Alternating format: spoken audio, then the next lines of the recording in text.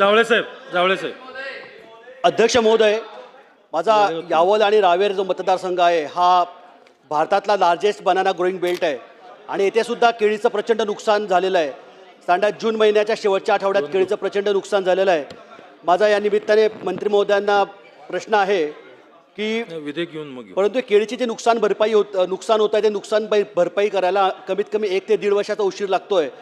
मध्य प्रदेशमध्ये नुकसान झाल्या पुढच्या 15 दिवसाच्या आत शेतकऱ्याच्या अकाउंटला अर्धी नुकसान भरपाई देण्यात येते.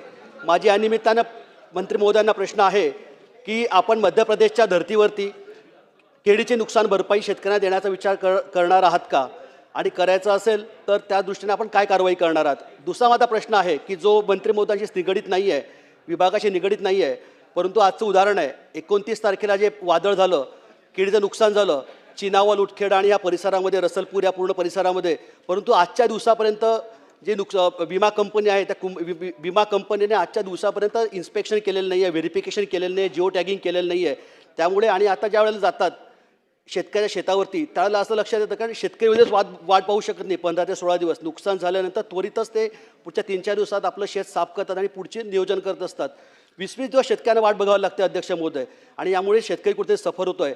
त्यामुळे माझी मंत्री महोदयांना निमित्ताने विनंती आहे की मध्य प्रदेशच्या धर्तीवरती आपण गव्हर्नमेंट प्रोसेस रिइंजिनिअरिंग करून ही जी प्रोसेस आहे याच्यामध्ये सुलभता आणून वेळेत नुकसान भरपाई देण्याच्या दृष्टीने आपण काय नियोजन करणार आहात.